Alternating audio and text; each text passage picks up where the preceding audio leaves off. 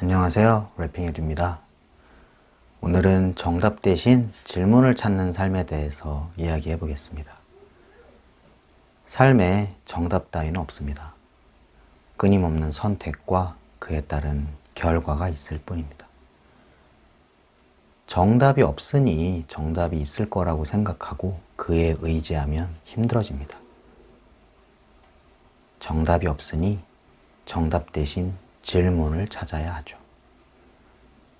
그러니 삶의 정답이 아닌 질문을 찾아야 합니다. 나를 이용하려는 수많은 기업과 매체 같은 것들로부터 자유로워지기 위한 질문 말이죠. 오늘 뭐 먹을까? 그래도 청바지가 낫겠지? 이런 질문을 말하는 게 아닙니다. 오늘은 어떤 행복한 경험을 하는 게 좋을까? 연초에 계획했던 것들 얼마나 해낸 거지? 이런 질문을 해야 한다는 겁니다. 고등학생이 되면 정확한 정답을 찾아야 한다는 강요에 둘러싸입니다. 중학교 때보다 훨씬 더 큰 압박감을 느끼죠. 내신 성적 준비는 아무리 늦어도 3주 전부터는 시작해야 한다. 국어는 지문을 빨리 읽는 연습을 하는 게 중요하다.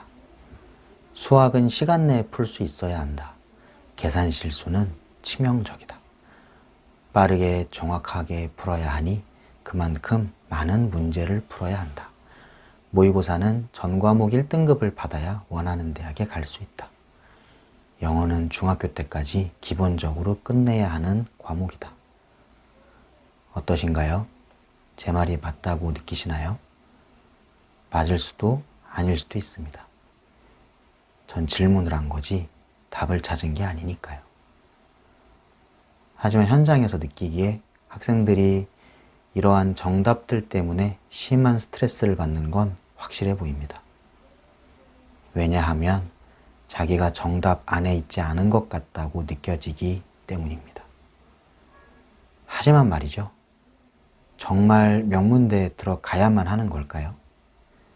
의대에 들어가면 인생이 성공의 지름길로 이어질 거로 장담할 수 있는 걸까요? 수능시험에서 실수로 마킹을 잘못하면, 그래서 목표로 삼았던 점수가 나오지 않으면 삶이 더 힘들어지는 걸까요? 어쩌면 그럴지도 모르죠. 네, 정말 그럴 가능성이 클지도 몰라요.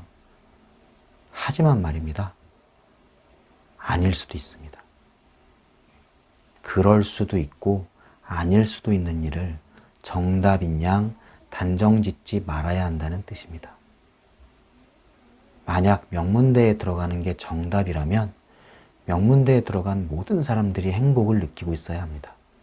그들이 모두 부자로 살고 명문대에 들어가지 못한 사람은 힘들어하고 있어야 합니다. 하지만 우리는 알고 있습니다. 당연히 그렇지 않다는 것을. 명문대는 정답이 아니라는 것을. 이는 비단 아이들에게만 벌어질 수 있는 일이 아닙니다. 어른들도 정말 똑같습니다. 그러니 하루를 한번 돌아보셨으면 좋겠습니다. 남이 시키는 대로, 그저 하라는 대로 움직이는 시간을 빼고 오롯이 내가 생각한 대로 실천하는 시간이 얼마나 되는지 파악하셔야 합니다. 궁금해 하셔야 합니다. 정답이 아닌 최선의 선택 방향이 무엇인지 질문하셔야 합니다. 그래야 행복을 느끼는 삶에 가까이 갈 수 있습니다. 성적이 잘 나오는 최상위권 학생들은 중하위권 학생들에 비해 학업 스트레스를 많이 받지 않습니다. 내가 하고 있는 방향이 맞는다고 좀 더 확신하고 있기 때문입니다. 성적이 이를 뒷받침하고 있고 내 선택이 조금 더 올바른 방향으로 가고 있다는 걸 받아들이고 있기 때문입니다. 2023년 10월 17일, 어느새 10월의 중순입니다. 벌써 1년이 다 지나가고 있네. 날씨가 이렇게 추워진다고? 집에 두꺼운 옷 어디다 뒀더라? 1년이 다 지나가 버리기 전에 회식부터 잡아야겠다. 술 마셔야지, 술. 이게 아닙니다. 2023년이 아직 2달도 넘게 남았네. 난 아직 2023년을 끝내지 않았어. 시간은 충분해. 날씨가 추워지는구나. 이제 내가 계획했던 것들의 결실을 받아들일 시간이야. 올해가 가기 전 지금까지 생각했던 목표를 얼마나 달성했는지 수치화해 봐야겠다. 바로 이런 생각을 떠올리셔야 합니다. 그래야 내 행복에 가까운 삶을 살 수 있습니다. 이 모든 건 흘러가는 생각을 기록하고 다짐하며 실천함으로써 가능해집니다. 그러니 그냥 생각하고 기록한 뒤 행동하시면 됩니다.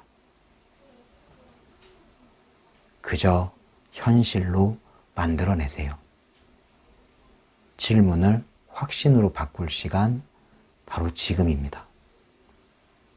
지금까지 래핑 에듀였습니다. 감사합니다.